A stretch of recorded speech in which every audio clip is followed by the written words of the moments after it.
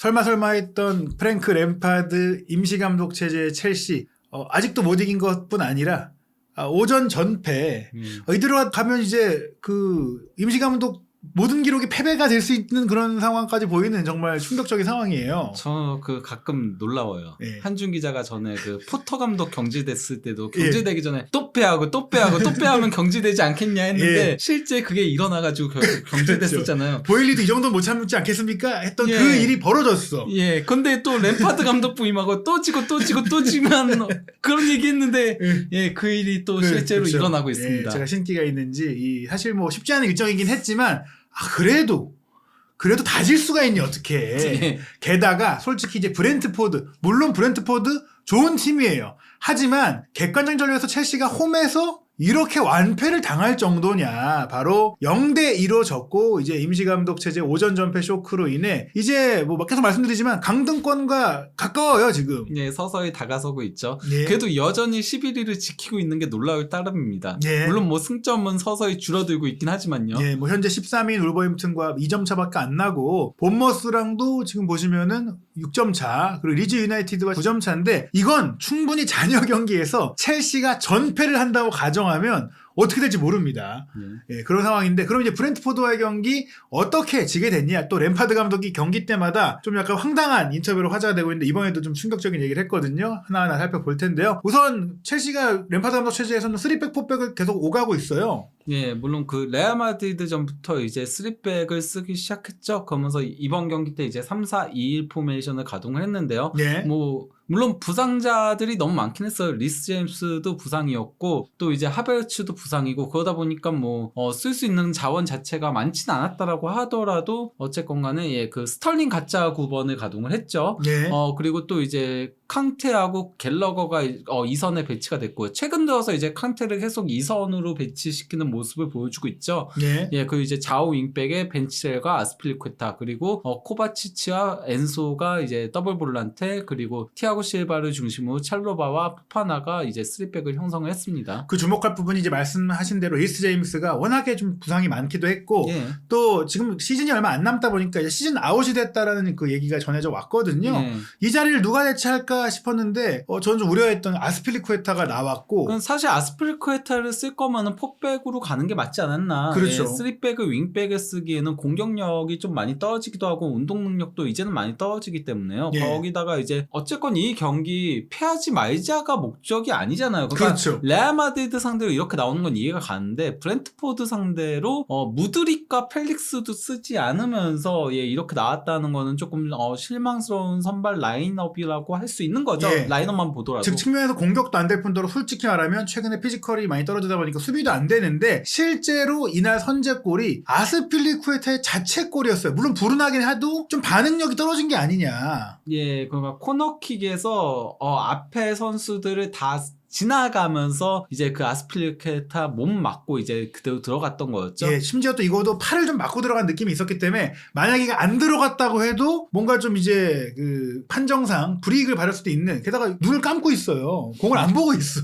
그래서 이게 이 골을 먹으면서 전반전 보면 사실 그렇게 뭐 주요 장면이 없었어요. 뭐 슈팅도 있게 했지만은 뭐 인상적인 장면이 별로 없었습니다. 예, 뭐 그가 점유율만 높았죠. 요즘 예, 첼시가 점유율은 계속 높게 가져가고 있는데 거기에 대해서 램파드 감독도 레알 마드리드 전에도 그 얘기를 했죠. 우리가 점유율은 더 점유했고 우리가 찬스가 더 많았는데 골을 넣지 못하면서 실점을 했다라고 했는데 이번 경기는 뭐 일단 양상 전반전은 그 점유율에서 앞섰고요. 그 슈팅 숫자도 7대2로 크게 앞서긴 했고요. 하지만은 이제 기대 득점은 도리어 예, 첼시가 0.34골 그리고 브렌트포드가 0.72골. 즉 그 정도로 그러니까 조금은 위협적인 찬스들은 도리어 그 브렌트포드 쪽에서 나왔다라고 할 수 있는 거죠. 예, 뭐 이웹도 그래프를 보더라도 이제 한 번을 공격해도 브렌트포드가 확실했다. 예. 그러다 보니까 이제 후반전 시작과 함께 이제 램파드 감독이 공격적인 승부수를 던졌어요. 없어요. 예, 갤러거하고 아스필리쿠에타를 빼고 무드릭하고 오바메양을 투입을 한 거거든요. 그리고 뭐 이는 저는 뭐 그래도 좋은 선택지들이었다라고 생각을 합니다. 네, 실제로 이제 좋은 기회들이 후반전에 많이 나오게 되고 특히 말씀하신 대로 사실 이제 캉테와 갤러거를 처음에 공격 미드필드에 가까운 위치로 끌어올렸었는데 특히 캉테 같은 경우가 거의 뭐 지금 첼시의 이니에스타 같은 그런 플레이를 좀 보여주고 과감하게 공격을 많이 했어요. 네, 뭐 그러니까 이거는 레알 마드리드 전에도 그랬었거든요. 그나마 캉테가 그래도 공격 쪽에서 풀어나가는 역할들을 잘해줬어요. 예. 워낙 이 선수가 터치감이라던가 이런 것들이 좋다 보니까 그러니까 좁은 지역을 빠져나가는 능력들이 있잖아요. 예, 그러면서 일단 뭐 49분경에 캉테가 이제 문전까지 들어와가지고 슈팅을 가져갔으나 이제 골대에 빗나갔었죠. 그리고 또 이제 오바메양이 나오면서 조금씩 그래도 공격은 풀리긴 시작했어요. 그러니까 뭐 오바메양이 잘했다까지는 아니지만은 그래도 확실히 톱에서 버텨주니까 전반전에는 스털링을 톱에 세웠을 때 사실상 박스 안에 선수가 없었어요. 그래서 공격다운 공격이 제대로 나오지 못했었는데 그래도 박스 안에 오바메양이 버티고 있다 보니까 스털링도 조금씩 살아나고 하면서 이게 그 52분경에 스털링의 크로스를 오바메양이 오버헤드킥으로 가져가려고 했으나 이제 빗나갔죠. 완전히 빗나가서 거의 네. 코너킥 쪽으로 날아가긴 했지만 그래도 이렇게 시도한다고 자체가 좀 위협했다. 브렌트포드 수비를 흔들었다. 그리고 이 장면을 기점으로 사실 연달아서 이제 오바메양이 적극적으로 슈팅을 때렸거든요. 네. 곧바로 2분 뒤에 이제 그 캉테가 탈압박을 해낸 다음에 패스 찔러준 걸 오바메양이 슈팅을 가져갔는데 이게 좀 약했죠. 그래서 네. 골키퍼 정면으로 향했었고요. 그리고 또 이제 55분경에는 티아고 실바가 이제 반대편으로 길게 넘겨줬고 이걸 이제 스털링이 헤딩으로 떨궈준 거를 오바메양이 그대로 헤딩 슈팅으로 가져갔으나 골대를 넘어갔었고요. 사실 요거는 골대 안으로만 들어갔어도 골키퍼가 조금 흔들려 있었기 때문에 골이 될 수도 있었는데 조금 오바메양이 놓친 장면. 그래도 헤더 슈팅까지 한 거 자체가 근래의 첼시의 공격력을 생각하면 그래도 진짜 9번형 공격수가 있으니까 좀 낫구나. 네. 그런 느낌이었고요. 그리고 이제 4분 뒤에 이게 그래도 그나마 오바메양이 공격했던 장면 중에서 가장 좋았던 장면이었어. 예. 그 코바치치가 찔러준 패스를 오바메양 특유의 그 빠른 스피드로 수비 사이를 치고 들어가서 슈팅을 가져갔는데 이건 세기도 좋았어요. 하지만은 골키퍼 정면이었기 때문에 막혔죠. 예, 이 연달아 나왔던 슈팅들 중에 하나라도 좀 들어갔다면 1대1이 되면서 기세를 좀 꺾어 올라갈 수 있었는데 네. 이게 다 무산이 되다가 역습 한 방에 무너졌어요. 그러니까 그 프랑크 감독이 이 경기에서 승부수를 잘 던졌는데요. 그러니까 그 조금 밀리기 시작을 하니까 바로 이제 교체 카드 3장을 동시에 활용을 했었거든요. 그 중에 2장이었던 밥티스트와 은베모가 골을 합작을 한 거였습니다. 그러니까 밥티스트가 전진 패스를 줬고 이를 받은 은베모가 이제 드리블로 치고 가다가 그 포파나를 제치고 왼발 슈팅으로 골을 넣었던 거였는데요. 근데 이 장면에서 포파나의 수비는 좀 아쉬웠죠. 은부에모한테 너무 쉽게 뚫렸어요. 네, 물론 따라 내려오는 상황이긴 했지만 많은 선수들이 이제 수비 집중력이 흔들린 모습들, 특히 은베모의 패턴 움직임을 전혀 대응하지 못한 채 마치 사실 토트넘이 뉴캐슬의 그 조엘링턴한테 무너지듯이 다 그 뒷걸음질 치다가 한 타이밍 늦추고 슈팅까지 내주고 말았고 이 골이 나오고 나서 사실 시간이 그래도 78분 정도면 추가 시간 포함하면 한 20분 정도가 남아있다고 볼 수 있는데 첼시 홈팬들이 우르르 나가더라고요. 예, 그냥 실망한 거죠, 말 그대로. 그 실제로도 그 뒤에도 뭐 골을 더 먹을 기회들이 나오고 했었어요. 네, 사실 그러니까 그 초반에 오바메양이 막 몰아세웠던 거 제외하고는 그 뒤에는 다시 또 좀 위험한 장면들이 있었던 거였는데요. 그 브렌트포드의 세트피스 공격 상황에서 이제 피녹이 슈팅을 가져간 게 골대를 빗나갔었죠. 예, 결국엔 이제 공격 위협도를 보더라도 쫓아가야 되는 후반전의 첼시인데 이제 쫓아가려고 노력해봤으나 역습 때마다 거의 뭐 실점을 내주는 거 말았다. 예, 그러니까 뭐 전반전은 사실 뭐 그래도 크게 차이는 안 났다고 하더라도 후반전은 확실히 첼시가 주도하긴 했어요. 공격을 주도하면서 오바메양 투입 효과는 분명히 있었으나 결국 그 주도했을 때 골을 넣지 못하고 도리어 한 번 역습을 허용했을 때 실점을 허용하면서 그러면서 뭐 승부를 뒤집기에는 역부족이었다고 할 수 있죠. 그리고 방금 보여드린 그 장면 또 한 번의 역습 때도 사실 한 골을 내줄 수도 있었는데 빗나갔다. 물론 막판에 막 몰아치긴 했지만 이게 뭐 전형적으로 지고 있는 홈팀 막판의 위협도는 나올 수밖에 없습니다. 그래서 경기 기록을 놓고 보면은 그래도 뭐 첼시가 공격을 주도하긴 했죠. 뭐 점유율도 73대 27로 압도했고요. 슈팅 숫자도 15대 7로 2배 이상 많았고요. 그리고 유효 슈팅도 4대 1로 앞섰는데요. 근데 뭐 기대 득점은 첼시 1.2골, 브렌트포드 1.1골 사실상 뭐 비등비등했다라고 할 수 있고 그러니까 첼시가 비길 수는 있었던 경기였을지 몰라도 이길 만한 경기는 아니었다라고 할 수 있는 데다가 또다시 슈팅을 15회나 가져가고도 무득점에 그쳤다. 첼시의 고질적인 문제점인 마무리 부족 문제가 드러났다라고 할 수 있겠는데요. 이건 특히 이제 존 14하고 하프스페이스 패스를 보더라도 확인할 수 있어요. 첼시가 이 경기에서 존 14 쪽으로 향한 패스가 무려 22회가 됐고요. 이것도 정말 많은 수치예요. 맨시티 같은 팀들도 이 정도 기록하기 쉽지 않거든요. 네. 거기다가 이제 하프스페이스 패스 83회, 이거는 진짜 흔치 않은 기록이에요. 그 정도로 그가 위험 지역에서 패스들은 받았는데 변죽만 올렸다. 결국 그러니까 저는 슈팅 15회도 많지가 않다라고 생각을 해요. 사실 이 정도로 존 14와 하프스페이스에서 패스를 많이 받으면은 슈팅이 거의 30회 정도는 나와야 되는 경기예요. 이 경기가. 그리고 이 정도 기록을 봤을 때는 그럼 램파드 감독의 말이 좀 맞는 부분이 있다. 나는 경기를 잘 준비해서 빌드업을 짜놨는데 아니 공격수들이 골을 못 넣는 걸 내가 어떻게 해? 거의 이런 진단을 좀 내린 거거든요. 예, 그리고 첼시가 현재 4월 한 달 동안 슈팅을 101회를 가져갔는데 한 골밖에 없고요.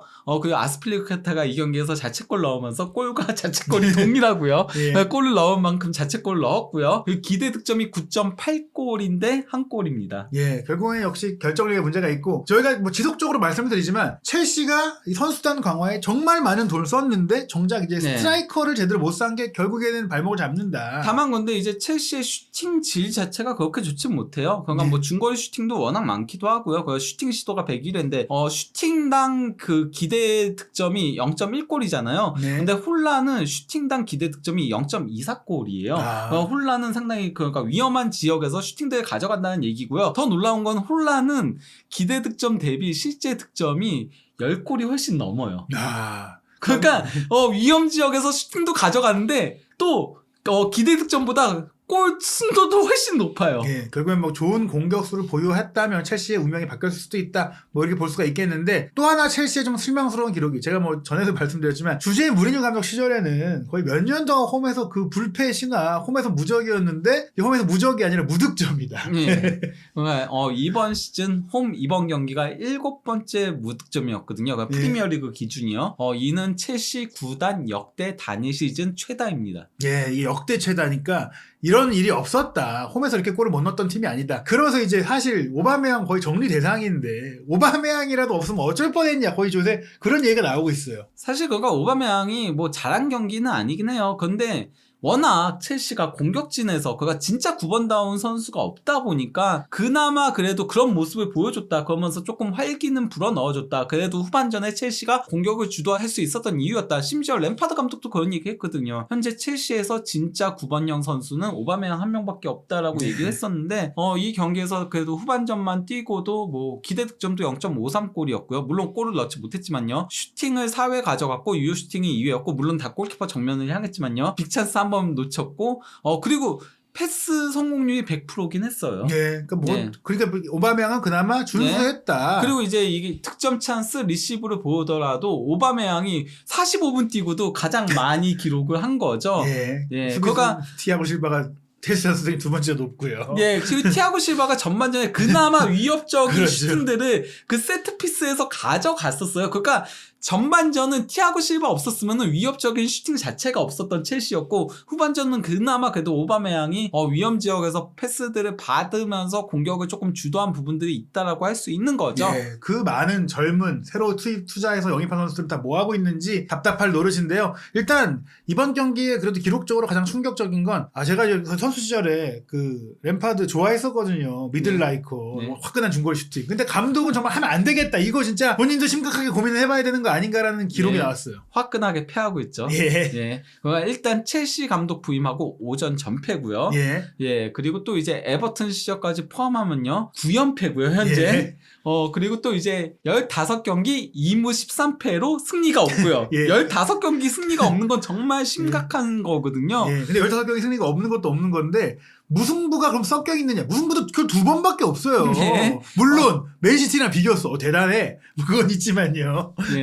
그리고 또 이제 19경기에서 1승 2무 16패입니다. 단 저 1승. 크리스탈 팰리스전 1승이 없었으면 이 무승의 기록이 훨씬 더 길어질 수 있었다. 즉 램파드 감독으로 재능이 없는 것 같은데 또 램파드가 그렇다 치더라도 이 보엘리 구단도 그럼 포터 감독을 그렇게 믿다가 내보내놓고 굳이 데려온 게 램파드냐? 이건 대체 뭐 하는 일이냐? 예. 그런 가운데 램파드 감독의 경기 후 기자회견을 보면 또 이 팬들이 뒷목을 잡을 것 같은 그런 발언이 나옵니다. 아, 예. 뭐 일단 그런 얘기도 했어요. 시작할 때 브렌트포드 상대로 우리가 기회를 많이 잡았다. 기회를 많이 잡았는데 이건 레알 마드리드 버전과 똑같다라고 얘기했어요. 그러면서 기회를 많이 잡았지만 그 기회를 살리지 못했고 그러면 결국은 역습을 허용하면서 실점을 할 수밖에 없다라고 얘기를 했는데 레알 마드리드전이 그랬나요? 뭐 이 경기는 그래요. 이 경기는 좀 어느 정도 맞는 부분이 있어 그 얘기가. 근데 레알 마드리드전은 아니지 않았나요? 예, 효율적으로 경기를 한 거죠 레알 마드리드가. 그리고 레알 마드리드가 뭐 특히 1차전은 뭐 압도를 했었고 2차전도 뭐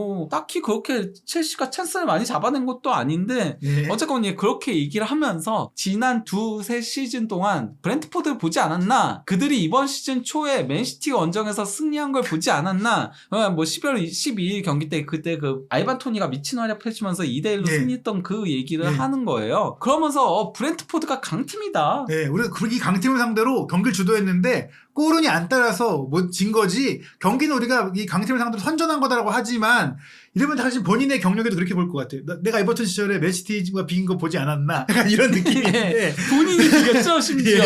그렇긴 한데 에버턴도 강팀이다. 그러니까 이게 맨시티가 이게 이런 일들이 드물고 정말 역습으로 이게 원래 잘하는 팀이라는 걸 결국 보여준 건데 본인이 대응을 못한 거고 그리고 이게 만약에 이런 말을 하려면 다른 경기들은 그럼 승점을 쌓든지 이겼든지 해야 되는데 다지고 있는 와중에 이런 말을 하는 게 지금 말이 되냐? 그러면서 이제 그 팬들은 20년 동안 성공에 익숙해져 있고 더 많은 걸 원하기에 현 상황에 대해 절대적으로 걱정할 수밖에 없다. 남 팬들이 야유하는 것에 대해 아무런 문제가 없다. 뭐 여기까지는 그러려니 했는데 남 팬들을 거스르면서까지 선수들에게 야유하지 마세요라고 요청하기 위해 여기 있는 게 아니다라고 했는데 팬들이 선수들에게만 야유하는 게 아니지 않나요? 그렇죠. 지금 이 홈관중들이 야유를 하는 건 맞긴 한데 이게 뭐 글쎄 물론 이제 본인은 그렇게 생각할 수 있어. 뭐 슈퍼 프랭키 막 플랜카드 입고 했으니까 처음엔 그랬죠. 나를 지지해 주는구나. 처음엔 그랬죠. 그렇죠. 근데 지금 팬들은 램파드 감독에게 등을 돌렸거든요. 마치 나는 그 아니다라는 듯이. 약간 유체 있다를 그렇죠. 선수들의 약간 책임을 전가하는 느낌까지 들어요 지금. 그러면서 난 우리 선수들이 잘하고 싶어하는 어린 선수들이라는 점을 알기에 그들을 옹호하고 있다. 자신감에 문제가 있나? 그렇다. 이건 맞다라고 생각해요. 그렇죠. 그 선수단 균형에 문제가 있나? 아마도 그렇다. 뭐 이것도 전 맞다라고 생각을 해요. 하지만 난 이 일이 얼마나 힘든지 이해하지 못하는 사람들에게 응원해주고 경기장 뒤에서 무슨 일이 일어나는지 속속들이 알기를 기대하는 건 아니지만 이 무대가 프리미어리그라는 걸 이해해야 한다라고 했는데 뭐 프리미어리그 가장 힘든 리그 맞죠. 하지만 그래도 오전 전패는 선을 넘었죠. 그 오전 전패도 전패지만 이게 프리미어리그가 투자가 치열하고 그래서 힘들다는 얘기들을 많이 하잖아요. 근데 투자를 제일 많이 한 팀이야. 돈을 너무 많이 썼어. 그럼 이거 누구 잘못이냐 이거지. 그러니까 이 훨씬 더 돈을 조금 쓴 팀, 더 제한된 스쿼드를 갖고 있는 팀들도 결과를 내고 그 안에서 실리적으로 뭔가를 끄집어내는데 램파드 감독이 뭐 첫 두 경기는 뭐 막 왔으니까 그렇다 쳐. 지금 5경기째 심지어 브렌트포드를 상대로도 결과를 못 내고 이건 프리미어리그야. 브렌트포드는 맨시티 이긴 팀이야. 이거는 해서는 안 될 변명이다. 이거는 그냥 제가 죄송합니다 해야 되는 거 아닙니까 이거? 그러니까요. 울버햄튼전 패한 거부터 또 그렇고요. 이 문제는 이제 앞으로가 더 심각하다는 거. 저는 솔직히 뭐 제가 항상 이런 일이 벌어지는 거 아니에요 하는 것과 이어지듯이 이 일정을 보면은 램파드 임시감독이 전패로 임시감독직을 끝낼 수도 있다. 그러지 않나요? 일정이? 일단 뭐 아스널 원정은 조금 물론 아스널이 최근 4경기 연속 승리가 없으면서 역시나 마찬가지로 흔들리고 있긴 하지만은 그래도 아스널이잖아요. 그리고 원정 경기기도 하고 그런 점을 고려하면 아스널 원정도 뭐 패할 가능성이 높다라고 보고요. 그 본머스도 토트넘을 이기면서 저력을 보여줬어요. 이거 이래서 램파드 감독이 이거 지면 이렇게 얘기할 수 있어요. 본머스는 토트넘 우리 봐도 지금 토트넘을 이긴 팀이다. 지금 토트넘 가지고 그렇게 얘기하면 안 되죠. 그리고 다음 노팅엄은 아시다시피 브라이튼을 우리 첼시를 개발랐던 브라이튼을 이긴 팀이다. 브라이튼한테 2경기 연속 대패를 그렇죠. 당했었죠. 그 브라이튼 이긴 노팅엄이다. 그래도 홈경기인데. 그렇죠. 그리고 이제 맨시티 원정, 맨유 원정은 뭐 그리고 뉴캐슬 홈까지. 아스널전까지 하면 4패 정도가 약간 예정돼 있어요. 거의 지금. 지금 그런데 만약에 저는 그러니까 첼시가 조금 일찍 감독을 바꿔야 되는 게 아닌가. 지금이 사실 적기라고 생각해요. 아스널전까지 일주일이 남아있거든요. 예. 이때 새 감독을 데려와가지고 팀을 추스려야 되지 않을까. 왜냐면은 이거 만약에 패하고 나서 그러고 나서 이제 또 3일 뒤에 본머스전인 거잖아요. 예. 그러면 조금 감독 바꿀 수 있는 기회를 놓치게 되고 마지막 세 경기 모두 다 패한 가능성이 높아지잖아요. 이건 그렇죠. 다른 감독이 오더라도 패할 가능성이 높은 예. 경기들이에요. 그렇게 되면은 진짜 강등이 위험해질 수 진짜 있어요. 전패를 다 한다면 정말 이거 6경기 다 지면 어떻게 될지 몰라요. 네. 그럼 진짜 뭐 리빌딩 뭐 다음 시즌을 위한 뭐 이런 준비 이게 의미가 없어. 챔피언십에 가서 준비할 거냐는 거지. 예, 선수들 다 나가요 그러면. 예. 선수들이 나간다니까. 저도 그러니까 이번에 지금 바꿔야 되지 않을까. 예. 뭐 지금 그러니까 현지 보도들에 따르면 뭐 포체티노 감독을 여름에 부임시킬 거다라는 그렇죠. 얘기들이 나오고 있는데 예. 포체티노 챔피언십 감독 안 하죠. 아니, 사인을 그래서 빨리 하려고 하는 게 아닐까. 챔피언십 가서도 하려고. 베니테스 못 봤니? 뉴캐슬에서? 뭐 이럴 수도 있지만 이 아스날전 전에 결단이 필요하다. 그러니까 본머스전하고 노팅엄전 이 두 경기는 승리해야 돼요. 이 두 경기만 이겨도 잔류는 하죠. 무조건 하죠. 예. 예.